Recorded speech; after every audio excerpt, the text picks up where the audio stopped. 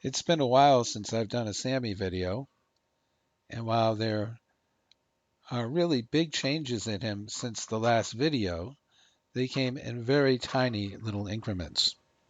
So it sort of made it difficult to show videos of almost no change at all. But the biggest change in him is he's going so much more calmly now. He's over his panic attacks. He's learning that he can just plop around like he is right there, and that's fine. He doesn't have to be putting out 110% all the time. And well, you'll see as we go on. Basically, the differences now are he has brakes. He'll stop when I ask him to stop or slow down when I ask him to slow down.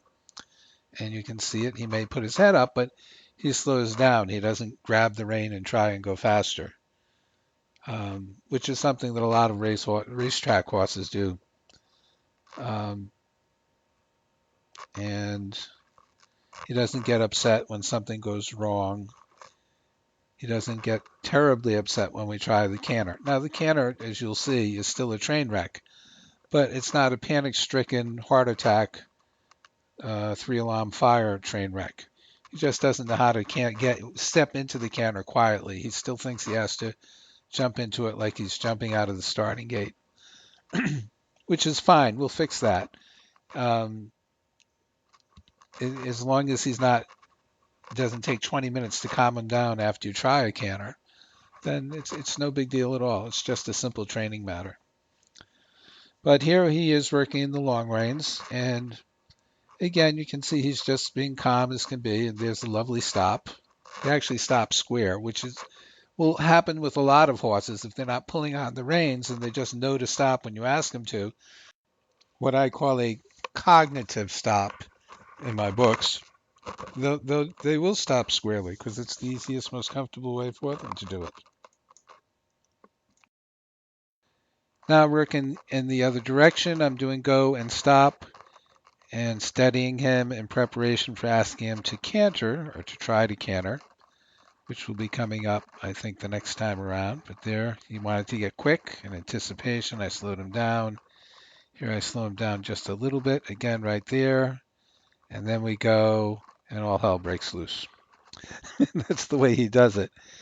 And for your viewing pleasure, I've replayed it here in slow motion, and you can see how he jumps into the canter just like he's jumping out of the starting box. And that's sort of an issue with him that we're going to be working through, and that'll take a few more weeks, I think.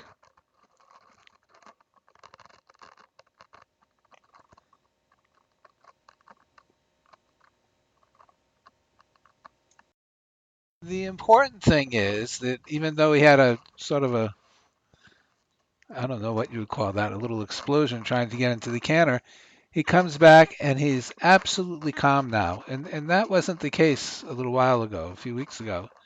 Um, I mean, once he got flipped out by the canter, it took he was going to stay flipped out for a while. But now it's like, okay, well, we did it and no big deal. He may want to trot a little fast and I'm slowing him down. There, he may want to try it again. And I said, nope, we're not doing it right now. Oh, actually, there, he did a better job. And look, there was quite a nice little canter, actually.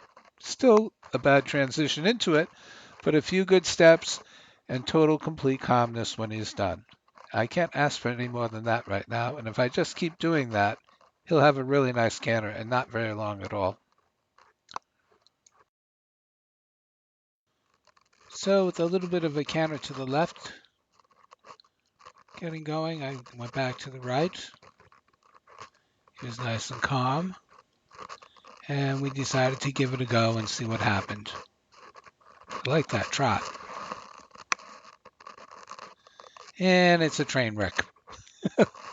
But I don't really care because you see, again, we had a few lousy steps of attempted canter, and he just stood there. He stopped, and he was all calm and fine.